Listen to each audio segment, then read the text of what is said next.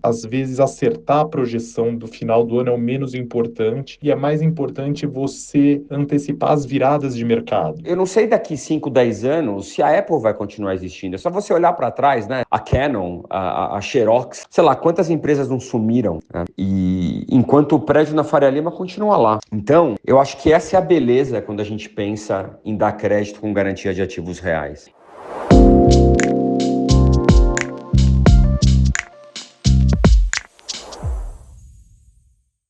Olá a todos, sejam muito bem-vindos. O Expresso Outliers, sejam muito bem-vindos àquela pausa estratégica para absorver conhecimento. Me chamo Clara Sodré, sou analista de fundos na XP e hoje a conversa vai te ajudar a investir para além das previsões e fugir das ciladas e principalmente usar as melhores ferramentas para investir melhor. E neste episódio nós vamos falar sobre fluxos, tendências, teses e como tudo isso impacta no mercado financeiro e no seu bolso.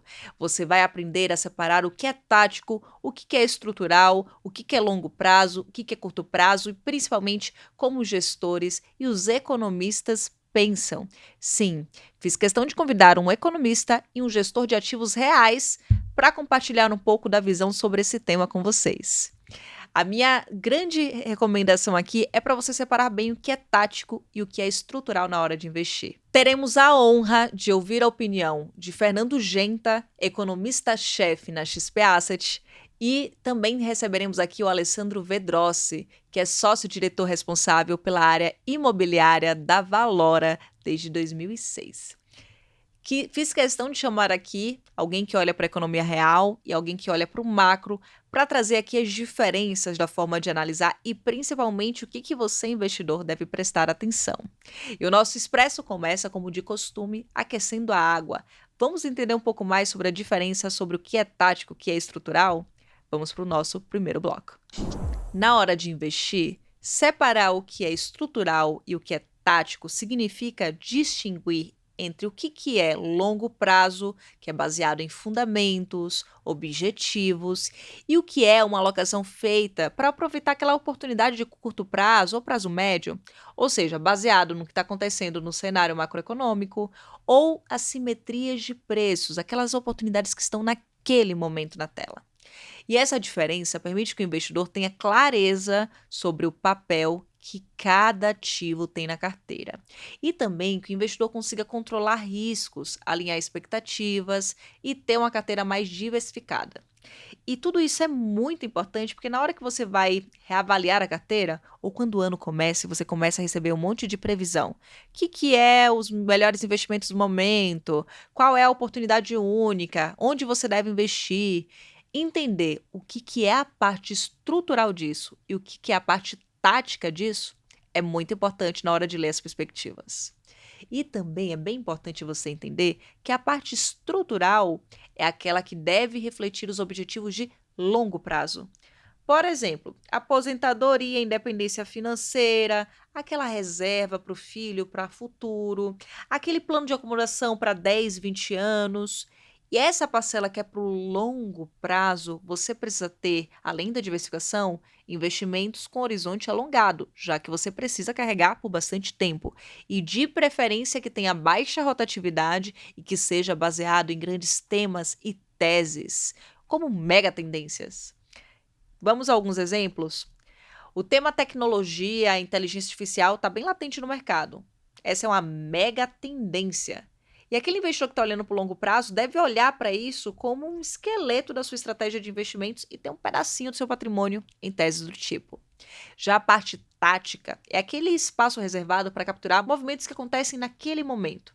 Leituras de cenário, distorção de preço, algumas coisas pontuais. Um exemplo disso? Alguma guerra que afetou algum país que é um grande exportador de petróleo para o mundo. Se esse país para de trazer aqui, por exemplo, essa produção para as pessoas, para o mundo, para a exportação, isso faz com que o preço encareça e que as ações vinculadas a esse segmento que não estejam relacionadas a esse país, claro, elas valorizem. Isso é algo tático que está acontecendo naquele momento de mercado. Então, saber diferenciar o que é uma grande mega tendência, algo que vai perdurar, algo que vai passar por bastante tempo valorizando e algo que vai subir e cair a depender de acontecimentos ou da resolução de problemas, é essencial para sua carteira. E a gente tem aqui alguns exemplos disso ao longo do tempo. É muito comum ouvir, por exemplo, sobre o ouro, tema que está latente no momento nesse momento. Muitos investidores o utilizam de forma tática, até porque se vem qualquer correção ou mudança de cenário, tudo bem que o retorno está sendo consistente há um tempo já, mas pode vir uma correção muito forte, e já aconteceu na pandemia, por exemplo. Bora avaliar isso de uma maneira mais prática? Vou trazer no próximo bloco a nossa pesquisa pré-Copom, que busca ouvir os gestores multimercados a cada reunião de política monetária e mostra um filme dessas mudanças de perspectivas. Então vamos para o nosso segundo bloco. Bem, o mercado financeiro, ele é um sistema vivo, movido por opiniões distintas e que mudam a todo momento. E entre os principais fatores que influenciam nessa mudança, a gente pode destacar aqui a alteração de juros, política monetária, decisão do Fed, do Copom, tudo isso impacta no preço dos ativos. E essa base de decisão do Fed e do Copom, eles olham para os dados econômicos, por exemplo, inflação, com base no que está acontecendo nesse momento, oferta e demanda. E essas mudanças de inflação, de atividade econômica, também têm relação com o que está acontecendo de maneira ampla no mundo. Por exemplo, conflitos geopolíticos. Isso mexe no mercado, nas perspectivas de inflação e na política monetária. Mas não é algo isolado. Vários acontecimentos podem movimentar essas perspectivas. Então, mudanças de governo, mudanças em relação à relação entre países, tudo isso muda a dinâmica comercial do mundo como um todo e nos preços. E quando a gente coloca tudo isso na balança, não dá para esquecer das mudanças de narrativas. Mesmo que não tenha nada muito grande acontecendo no mercado, as dinâmicas podem mudar, as correlações entre os ativos podem mudar e as perspectivas também. E os fundos multimercados são um exemplo clássico para olhar essas mudanças como um todo, porque eles têm por natureza flexibilidade para mudar de posição quando eles quiserem, e eles olham para o cenário macroeconômico para tomar decisão e podem ajustar a carteira a qualquer momento com novas informações. E a nossa pesquisa pré-Copom mostra isso. Nesse gráfico que eu vou colocar aqui na tela agora, ele mostra as mudanças de expectativas nas perspectivas de juros por parte dos gestores. Então, lá em janeiro de 2025, a gente começou a perguntar para os gestores, como é que você entende que a Selic vai terminar 2026? Eles entendiam que lá em janeiro de 2025, a Selic de 2026 ia acabar em 15%. Com o cenário que estava na mesa naquele momento. Só que esse cenário ele foi mudando ao longo do tempo, ao longo de 2025, na medida que lá fora o ambiente acabava tornando mais favorável à economia local, essa perspectiva foi sendo revisada. O tarifaço foi um exemplo disso, que fez com que o dólar caísse ao redor do mundo e entrasse muito dinheiro na economia brasileira, que acaba ajudando a nossa moeda a ter uma valorização, e isso acaba ajudando na inflação. E as perspectivas foram caindo ao longo do tempo, ao ponto que, agora em janeiro de 2025, a perspectiva dos gestores é que a Selic acabe o ano de 2026 em 11,8%. Uma mudança importante. E aí você deve estar se perguntando, então quer dizer que os gestores erraram? Não dá para fazer essa leitura, até porque, com as informações daquele momento, com tudo que era insumo para a macroeconomia, as tendências apontavam para uma curva de juros um pouco mais alta, ou seja, a taxa de juros de longo prazo se mostrava com um cenário diferente do que foi sendo a realidade ao longo do tempo. Pois bem, trouxe aqui mais um exemplo dessa mudança.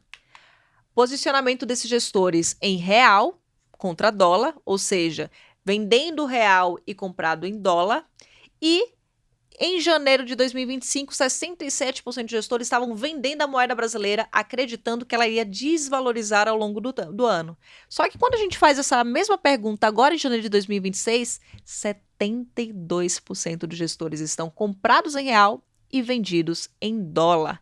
Por quê? Porque o fluxo de investidores estrangeiros aumentou de lá para cá, especialmente a partir do tarifaço, e fez com que eles rapidamente mudassem a visão e começassem a vender dólar comprar real e ganhar dinheiro. E isso ajudou na cota desses gestores. Eles tinham flexibilidade para mudar. E aqui eu tenho mais um exemplo disso. Temos aqui as perspectivas para a economia brasileira. Em janeiro de 2025, 83% de gestores estavam com a perspectiva negativa e agora apenas 25%. De novo, poder ter ferramentas que ajudam a mudar a posição da carteira contribui para que esses gestores ganhem dinheiro nesse movimento. E os multimercados demonstraram uma grande recuperação de performance, apenas ajustando as posições, de acordo com o que estava acontecendo no macro global, que foi um dos principais gatilhos para essas mudanças. Então, o que eu recomendo para você? Vai lá ler a nossa pesquisa pré-Copom, ela explica um pouco desse racional e mostra como gestores ganham dinheiro mudando de opinião e montando posições, a depender do que está acontecendo no cenário como um todo. Pois bem, eu já trouxe aqui algumas evidências de que as perspectivas mudam, que você precisa separar as caixinhas, mas vamos ouvir a experiência de quem convive no mercado no dia a dia e que troca informação um com o outro? Hora de ouvir um economista e um gestor de ativos reais. E vamos para o nosso terceiro bloco. Como de costume, o nosso terceiro bloco recebe convidados. E eu gostaria de ouvir a opinião de um economista e de um gestor de ativos reais. A minha opinião de analista, você já ouviu por aqui. Eu queria começar com Fernando Genta, economista-chefe da XP Asset. Genta, ao longo do tempo, a gente viu o mercado mudar de convicção várias vezes. Às vezes rápido, às vezes de forma mais gradual. Quando você, como economista, consegue perceber que uma perspectiva está mudando de fato? E o que é gatilho para mudar uma perspectiva? Como economista, como você enxerga essas mudanças e o que é importante o investidor ter em mente? Eu acho que depende da área de atuação do economista. Então, um economista que esteja numa consultoria ou num sell-side, né, escrevendo relatórios independentes, acho que talvez o mais importante seja ele acertar a sua projeção, a sua tendência. Então, por exemplo, nós estamos agora em fevereiro, entrando em fevereiro de 2026. É importante para esse economista acertar qual vai ser a inflação de 2026, qual vai ser a Selic ao final de 2026. Para um economista de uma asset, isso vai de estilo para estilo, mas às vezes acertar a projeção do final do ano é o menos importante e é mais importante você antecipar as viradas de mercado. Numa asset é mais importante ou é igualmente importante a gente informar para a gestão para onde a gente acha que vai o mercado e como isso funciona. Eu posso achar realmente que tem pouco espaço para juro, mas se eu acho que a dinâmica de inflação de curto prazo vai ser mais benigna do que está precificada, isso pode antecipar que o mercado vai discutir mais cortes num primeiro momento. Então a gente direciona a nossa avaliação para lá. Então a gente acaba tendo que caprichar e olhar muito para essa projeção de curto prazo. Então no curto prazo, eu estou dando aqui um exemplo, mas tentando encaixar com a realidade. No curto prazo, se eu acho que a inflação vai para baixo, acho que o mercado vai discutir mais corte de juros, mesmo que eu não ache que esses cortes vão se materializar. Posteriormente mudou minha visão. Acho que agora o petróleo vai subir, isso vai segurar essa queda da inflação. O mercado vai revisar isso. Então, por mais que aqui eu tente sempre focar acertar a tendência de médio prazo, que eu acho que é onde a formação de economista dá mais vantagem, é muito importante a gente ver esses movimentos também de curto prazo para pegar essas mudanças de para onde está indo o mercado e permitir que a gestão assim faça dinheiro. Obviamente, pensando aqui no multimercado. Se eu pensar num time de renda variável, talvez pegar a tendência seja mais importante. Agora, na opinião da gestão, eu gostaria de convidar o Alessandro Vedrossi, sócio-diretor pela área imobiliária da Valora, e entender um pouco mais na visão dele de alocação de longo prazo, que investe em ativos reais, como ele enxerga essas mudanças macroeconômicas e como isso interfere no portfólio. Vedrossi, na hora de investir, quais são as análises realizadas e quais são os gatilhos para desinvestir algum ativo? Quais são os segredos de uma alocação de sucesso na sua visão de gestor? Eu acho que a grande diferença quando a gente pensa no mercado de crédito com ativos reais é justamente o fato da gente poder pensar mais no longo prazo, né? Eu sempre falo que a nossa visão, muito aqui na Valora, uma questão filosófica de crédito, a gente tem um approach que eu falo que é um approach de crédito bottom-up, que é completamente inverso da visão de crédito de bancos, que é uma visão mais top-down, assim. Então a gente dá crédito muito com base na qualidade dos ativos. Então esse é um ponto fundamental. Eu olho a empresa como garantidora e para mim o importante é a inserção de mercado daquele ativo, né? O que eu espero geração de fluxo de caixa desse ativo, como é que eu espero o comportamento desse ativo. Então é muito menos importante às vezes o cenário do que está acontecendo naquele momento macro, mas como é que eu espero que aquele ativo vá se comportar? Eu sempre falo o seguinte, né? Eu não sei daqui 5, 10 anos se a Apple vai continuar existindo. É só você olhar para trás, né? A Canon, a Xerox, sei lá, quantas empresas não sumiram, né? E enquanto o prédio na Faria Lima continua lá. Então, eu acho que essa é a beleza quando a gente pensa em dar crédito com garantia de ativos reais. Então, eu acho que isso é muito interessante, especialmente em momentos de estresse como esse. E pensar em desalocação, né, em saída, eu acho que a gente é uma gestora muito buy and hold. Portanto, eu acho que o mais importante nessa questão é muito mais o nosso trabalho de gestão ativa e monitoramento, que a gente faz, acho que muito bem, modéstia à parte. A gente está muito próximo na ponta, acompanhando lá as operações junto aos servicers. Então, esse é um trabalho fundamental para que você sempre seja muito proativo, criar planos de ação para se antever aos problemas. Acho que é isso. Obrigado pela oportunidade. Valeu, turma do Outliers. Bem, eu gostaria de agradecer aqui tanto o Genta quanto o Vedrossi por compartilhar a opinião de cada um deles. São profissionais que admiro muito nesse mercado e que principalmente possuem como característica essa flexibilidade de mudar de opinião ou manter a convicção quando faz investimento em algum ativo. E perceba a diferença de abordagem entre os dois, mas isso eu vou comentar no nosso quarto bloco, que é a hora do nosso Expresso. Hora do Expresso, papel e caneta para o que eu vou compartilhar aqui. Primeiro, tático não é especulação e o estrutural não é imutável. Tático tem método, horizonte e ponto de saída e você precisa de flexibilidade para fazer isso. Segundo, mudanças de perspectivas acontecem antes do consenso. Sim, o mercado se move na expectativa e não na confirmação de algo. Por isso, entender como os economistas e gestores ajustam suas leituras ao longo do tempo é mais importante do que acertar a previsão final. Terceiro, flexibilidade é uma ferramenta. E se você não consegue toda hora mudar de posição, tenha ativos que fazem isso na sua carteira. Fundos multimercados, por exemplo, com uma carteira bem construída, um gestor experiente, pode oferecer essa flexibilidade. Por isso, essa é uma classe que deve ter uma posição estrutural na carteira do investidor, para conseguir capturar esses movimentos de ganho ao longo do tempo. Quarto, o maior erro do investidor é misturar os prazos e não se atentar ao horizonte de investimento.